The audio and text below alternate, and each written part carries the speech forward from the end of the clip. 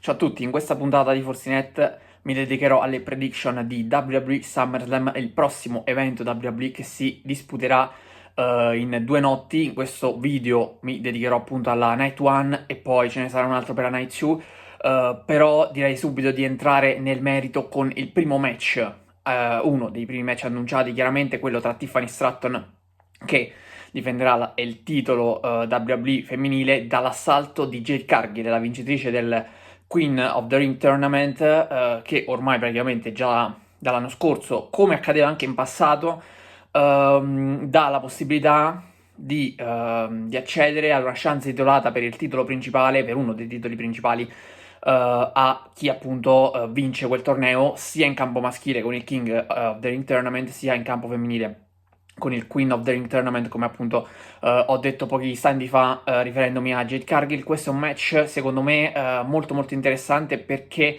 Tiffany Stratton non è una vera e propria face, infatti molti, me compreso, sostengono che abbia dei tratti da heel e che quindi possa anche adattarsi a seconda delle situazioni. Finora fondamentalmente dalla sua rivalità di WrestleMania, anzi direi già da prima, da quando ha incassato con successo la valigetta del Money in the Bank ai danni di Nia Jax, di fatto è stata una face, è stata da parte dei buoni con prima Nia Jax e poi Charlotte Flair a svolgere il ruolo di heel.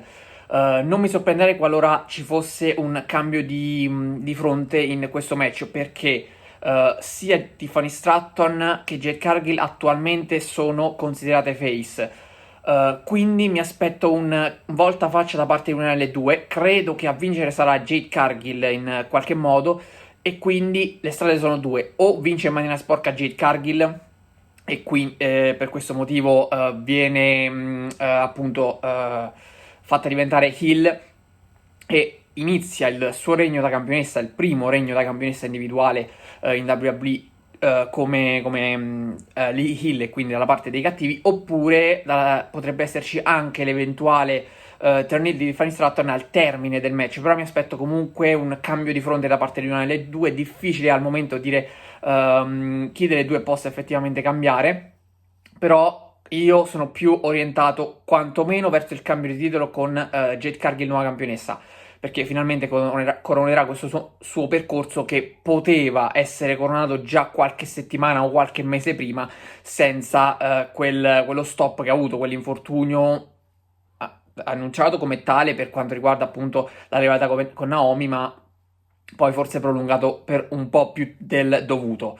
Poi ci sarà il match di coppia tra Randy Orton e Jelly Roll da una parte e Drew McIntyre e Logan Paul dall'altra, un match che non mi entusiasma più di tanto, onestamente. Bisogna anche capire bene la situazione di Drew McIntyre perché comunque ha problemi con il passaporto e potrebbe addirittura saltare SummerSlam, quindi vediamo un attimo cosa succederà in quella situazione, se poi dovesse essere addirittura sostituito da un altro atleta. Al momento non è chiara la situazione, però atteniamoci a quello che è il match annunciato ufficialmente finora. Quindi io credo, allora, Randy Orton ha già battuto Drew McIntyre nell'1 contro 1 proprio con l'aiuto di Jelly Roll e con Logan Paul di mezzo. Vista la presenza di Jelly Roll, io mi aspetto che potrebbero anche vincere ancora una volta i face, soprattutto perché Drew McIntyre e Logan Paul non credo che possano andare d'accordo più di tanto. E quindi penso che quella coppia scoppierà. Allo stesso tempo credo anche che andrà avanti la rivalità poi tra Drew McIntyre e Randy Orton, perché Drew McIntyre non può perderla su tutta la linea, ma in questo frangente potrebbero avere la meglio i face. Almeno io sono leggermente orientato a favore di Orton e Roll, nonostante, come ho già detto, Drew McIntyre arrivi già da una sconfitta contro lo stesso Orton. Match per il titolo del mondo invece con Gunther che lo difenderà all'assalto di CM Punk. Questo è un match estremamente interessante, al di là del fatto che ci siano due dei wrestler più importanti, soprattutto a livello generazionale, perché Gunther appartiene alla nuova generazione ed è uno dei migliori, il che è certificato dal fatto che praticamente l'80% del suo tempo passato in WWE lo ha trascorso con una cintura alla vita. E poi CM Punk è l'eroe, diciamo, di una decina, quindicina d'anni fa, che è tornato alla ribalta ormai a Survivor Series del 2023 e che sta inseguendo questa cintura. Secondo me il tutto sta rendendo il tutto ancora più interessante, perché farlo tornare campione dopo poco tempo sarebbe stato forse anche brutto sia per il pubblico e anche per i componenti dello spogliatoio. Così la sua rincorsa, complicata anche dall'infortunio dello scorso anno, potrebbe essere finalmente coronata. Però c'è un Seth Rollins di mezzo, c'è l'infortunio di Seth Rollins. Molti dicono che addirittura sia stato reso più grave di quello che effettivamente è. E quindi io un occhio a Seth Rollins lo darei, che potrebbe anche incassare la valigetta in questo match, farlo diventare un triple threat, oppure addirittura per alimentare ulteriormente la rivalità con CM Punk e anche con Roman Reigns, che adesso, di cui adesso parleremo, credo che potrebbe anche incassare i danni di CM Punk dopo che quest'ultimo si è laureato campione. Quindi lo scenario è molto aperto. Potrei andare, allora, se dovesse effettivamente incassare Seth Rollins, andrei con vittoria di Punk con incasso di Rollins ai danni di Punk.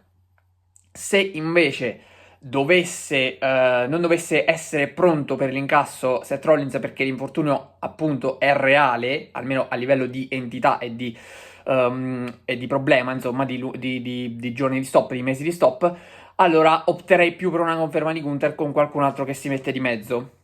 Per quanto riguarda invece il match per i titoli di coppia femminile tra il Judgment Day, ovvero Raquel Rodriguez e Roxanne Perez, loro due dovranno difenderli dall'assalto di Charlotte Flair e Alexa Bliss. Allora, io già avevo dato Alexa Bliss e Charlotte Flair come vincitrici nel primo event precedente. Non è stato così.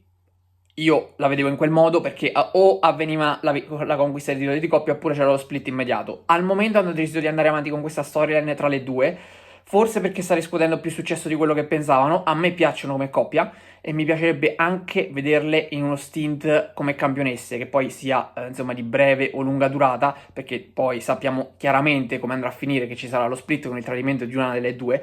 E io credo che possa essere più Alexa Bliss a tradire Charlotte Flair ora come ora, proprio per il fatto che appunto Charlotte Flair magari potrebbe essere quella che essendo stata per più tempo heel, soprattutto negli ultimi anni, magari ha gli occhi maggiormente puntati su di lei per questo motivo, mentre Alexa Bliss potrebbe fare un pochettino più la sorpresa a livello di Teronile, e quindi io credo che però possa proprio essere lei a tradire Charlotte Flair, ma una volta conquistati i titoli, insomma, dopo questa situazione. Quindi io credo che potrebbero diventare campionesse adesso, farsi un regno di qualche settimana, qualche mese, e poi una volta persi i titoli magari avvenire il turn heel di Alexa Bliss e Charlotte Flair. In caso contrario, qualora si confermassero, però io non credo, io penso che ci sarà il passaggio di titoli, qualora si confermassero campionesse le due del Judgment Day, a quel punto potrebbe anche accadere una situazione un pochettino diversa con il turn heel immediato.